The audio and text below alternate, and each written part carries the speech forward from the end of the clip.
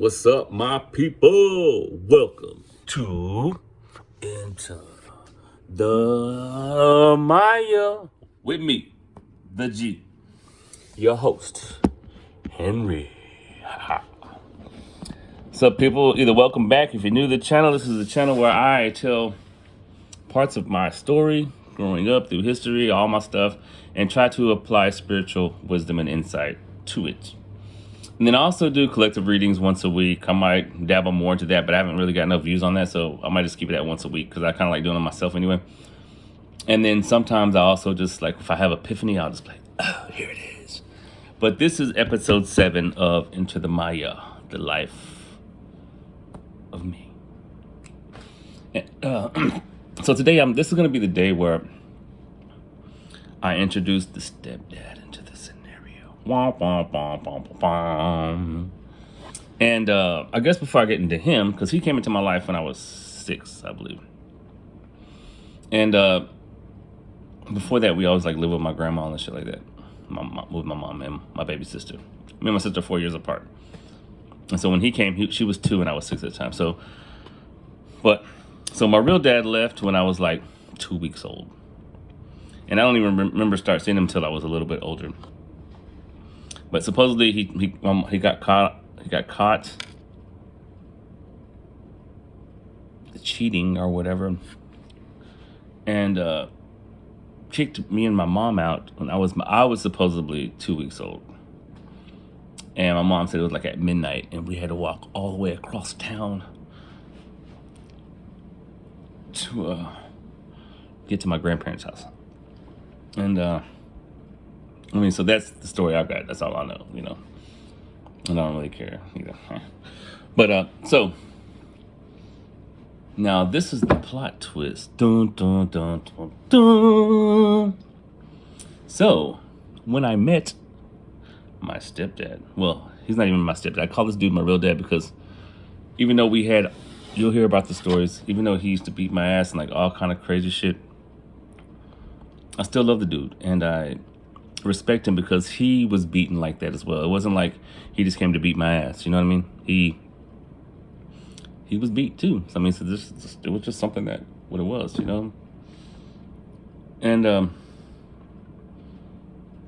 when I tell these stories, I'm just telling you my experience, and I'm not playing the victim. I don't want people to say, "Oh, you have a bad story." I'm giving you my spiritual insights from it. You know what I mean?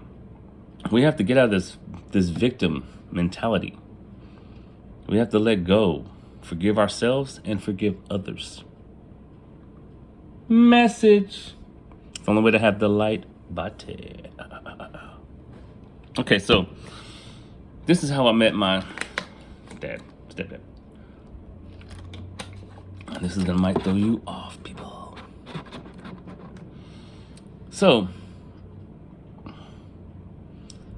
my mom brings me to my grandfather's house, my dad's dad. And she's like, hey, I want you to meet someone. I'm like, okay, who?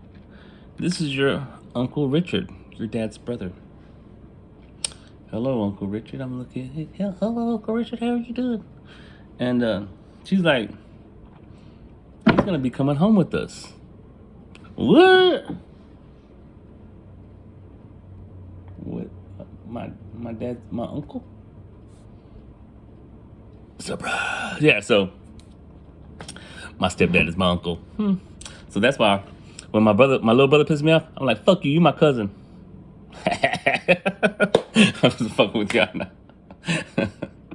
But yeah, so I got 3 brothers and sisters that are my brothers and sisters, but then also could be my cousins. I fucking know, right? And my mom's probably gonna hate this video. She probably gonna watch it like, boy, I can't even believe you would tell people something like that.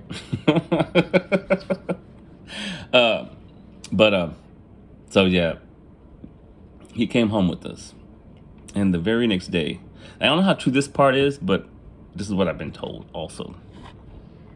That the very next day he beat me and my sister. Like my sister's 2 years old, and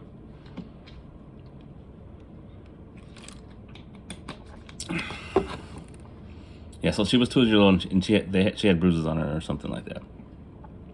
And so that's the first, like, I don't, that's not even a memory. That's just something that I've been told, like, oh yeah, he would beat y'all's ass. He started beating y'all's ass day one, you know. But my mom stayed in the shit all the whole time. Well, up for some years, and then she finally left his ass, and now they're back together, and they're, I would say, pretty much happy, but they're both pretty old now. You know what I'm saying? And he loves my mom. He'll take care of her, and I love that dude. You know. So, but he was real abusive, and one of my fondest memories, which is I'm gonna share with y'all today, is when I was in third grade. No. Second grade. And he was drunk as fuck, right? My mom just gave birth to my little brother, which was his child, his first son. And mom's in this rocking chair. My brother's like 2 weeks old, and she's rocking my mom, and my dad's drunk and just beating her ass while she's sitting there holding my little brother, right? I mean, this is a baby. And I don't know if any of y'all have ever seen the movie Commando with Arnold Schwarzenegger. It's like a late 80s, maybe early 90s movie. No, it was in the 80s because I was only a kid. Yeah, so it had to be in the 80s. Early 80s. And at the end of the movie, Arnold Schwarzenegger grabs this knife and he flashes in his eyes like, I'm about to kill you, motherfucker. Well, I grabbed that knife out of the kitchen and I walked to my stepdad and I was like, I'm about to kill you, motherfucker. Bad mistake. One on my part. I was 7. And let's just say, bing! He knocked the fuck out my ass. He picked me up, took me to the room. And in my room, me and my sister shared a bedroom because we were poor, you know. And in our bedroom, we had our bikes lined up and our scooters. This motherfucker picks me over his head, slams me down on the bike, so cripples my ass damn near, you know. And then he picks me up, slams me against the wall, and I land on the bed. And I was like, that's a wrap. I'm not pulling a knife on your ass again tonight. I'm not even opening my mouth, you know. And so, like, it's crazy when I come back and think about these things, you know what I'm saying?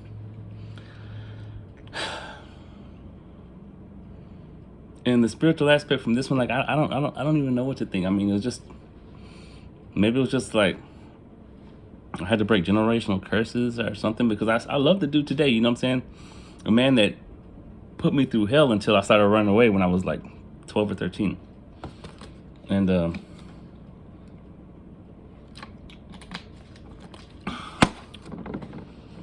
yeah, the most thing I can come up with is like, I have to learn to not play the victim, because I played the victim my whole life. You know what I'm saying? Like, anytime something was wrong, something happened, it was always somebody else's fault, never me. I could never take my own responsibility for myself. Now, yeah, granted, I'm 6 years old. Nothing I could do about this. Maybe I shouldn't have pulled 7 years old. Maybe I shouldn't have pulled the knife out. But you know what I'm saying? Whenever to television programming that I intake made me feel like, yo, I got to kill this motherfucker for beating my mama's ass, you know? Plus, I was kind of hood a little bit, whatever, you know?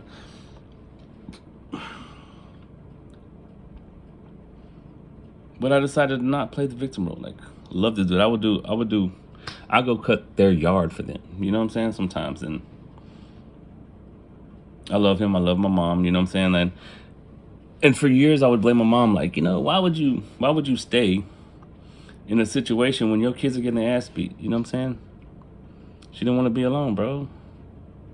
Like, see, now that I'm an adult and now that I'm actually spiritually awakened or awakening, because you don't know what you don't know, because there's always so much more to learn, I have more empathy or more understanding, because they both were beat as children. Almost positive my mother was sexually molested. She was. And so they both came from kind of shitty backgrounds. You know what I'm saying? So they were only expressing to me what they knew. Mom and my stepdad, my dad. My grandmother was inferior, my mom's mom. So my mom was inferior. My dad was aggressive. His dad was aggressive. Patterns. Cycles. Cycles that we gotta break. So yeah, let's get out of this victim mentality and start to look at things objectively. Because the only way to really lighten our load is to forgive ourselves for all the mistakes that we've made.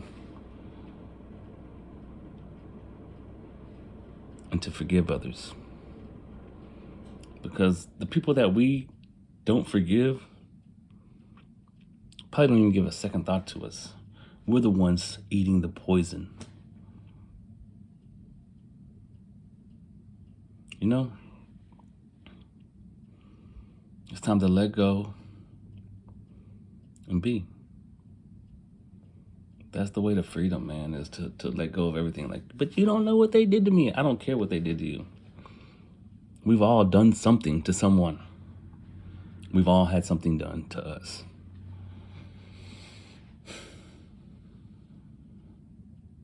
Let us apply these things to our lives. Let us live easy, not take this life too seriously. And let's reap the harvest of joy and love and happiness now. You know what I mean?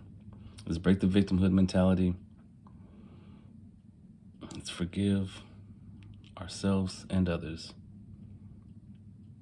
And let's move forward. All right, that was episode 7. Trying to keep them short for y'all. And I think next episode, I will, because my son's still here and he's leaving Friday, but he'll be back in a couple weeks. But I'm going to get one in this week with him. And I'll tell you a little bit about my stories with my son. And when he comes back, I'll probably do it to be continued. And then I'm going to get to another one where I actually fell on my bike on the handlebars and fucked up my pancreas. And I was hospitalized for like a year at age 6. And yeah, so if I have any more spiritual insights, y'all might see me sooner. I don't know. But I love everybody. Thank y'all for watching. Please subscribe, share, hit that notification so you don't miss nothing from your boy.